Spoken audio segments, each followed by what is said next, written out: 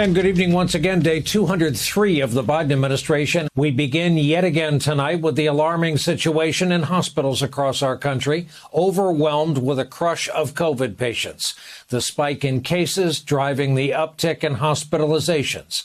In Texas, ICU beds have all but disappeared at dozens of facilities. They are importing doctors from other states. Texas State Health Department says over 10,000 Texans are currently hospitalized with the virus. Today, one Dallas official warned the situation is particularly dangerous for children who might need intensive care. We now, at this moment, have 2 pediatric ICU beds. These are not just for COVID, car wrecks and anything else.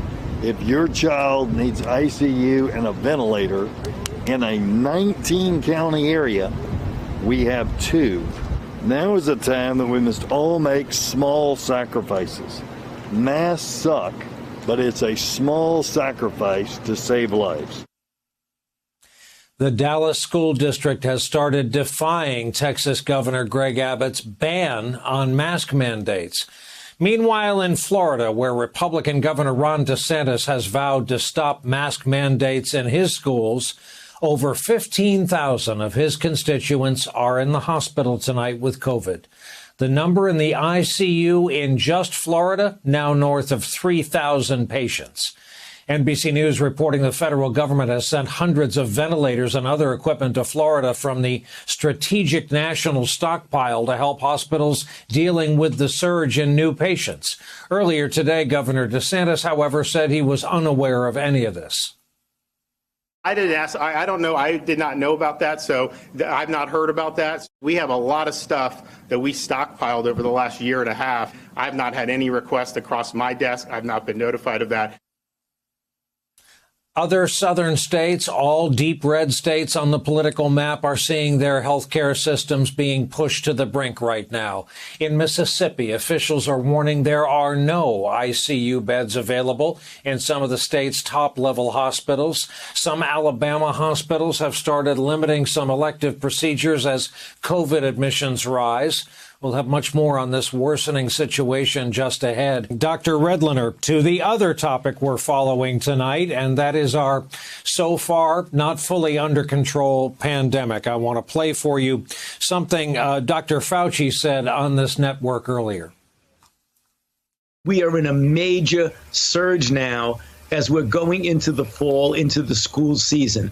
This is very serious business. When you're talking about local mandates for schools, for teachers, for universities, for colleges, I'm sorry. I mean, I know people must like to have their individual freedom and not be told to do something. But I think we're in such a serious situation now that under certain circumstances, mandates should be done. So, Dr. Redlener, your reaction to what your friend Tony Fauci said there, do you agree or disagree? And how much do these new numbers worry you? Well, they worry me a lot, Brian, and I think that all of us in the field are concerned that we're seeing such a huge surge. This is not a minor blip. This is a major, unpredicted, huge increase in the number of cases and the number of hospitalizations. And the reports that you cited earlier in the broadcast, Brian, having to do with what's going on in Texas, in Florida, in Louisiana, are just absolutely shocking. ICU beds filled up in state after state. It presents a very dangerous situation for people. And as far as mandates are concerned, I'm extremely concerned that we allow any exceptions to people getting vaccinated. Of course, the federal government can't issue a mandate in our federalist society, but state governments can, cities can, as Mayor de Blasio did last week in terms of New York City, mandating proof of vaccination to get into restaurants, gyms, indoor events, and so on. And I think, you know, especially now with children about to return to school, 50 to 60 million kids going back into classrooms, we need to absolutely mandate no exceptions. Every single teacher, adult administrator, bus driver must be vaccinated before they walk into a school, period. And I'm going to be speaking to some leaders of one of the teachers' unions tomorrow night to emphasize that point. But I think we all understand that if kids are going to be going back en masse to school, Brian, we need to make sure that the environment is as safe as humanly possible. And finally, Dr. Redlener, the last word goes to you. I can't ask you to endorse a third shot for people on a broadcast like this one, but I can ask you for your opinion of people who are finding a way to finagle a third shot, in effect a booster, whether or not they're going into doctors' offices or pharmacies. Do you endorse the notion of them? Do you have any problem with people getting that third Pfizer or third Moderna?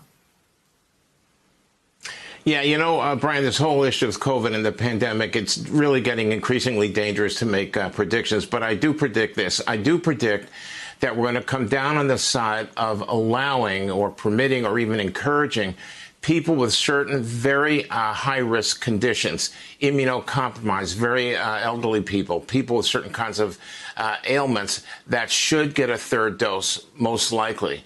The countervening issue here, though, too, is what the World Health Organization has been promoting, that no wealthy country should be encouraging third doses until all countries on the planet are getting their fair share. We have countries like South Sudan right now where less than 1% of the population has been vaccinated. Those become breeding grounds for more and more dangerous mutations, just on a practical level. But on a moral and ethical level, we really do have to make sure that we're safeguarding, protecting, taking care of the planet before we, in a sense, indulge ourselves, especially for people who might not need a third dose. So a little bit of a complicated issue, but I think we're going to come down somewhere in the middle, Brian.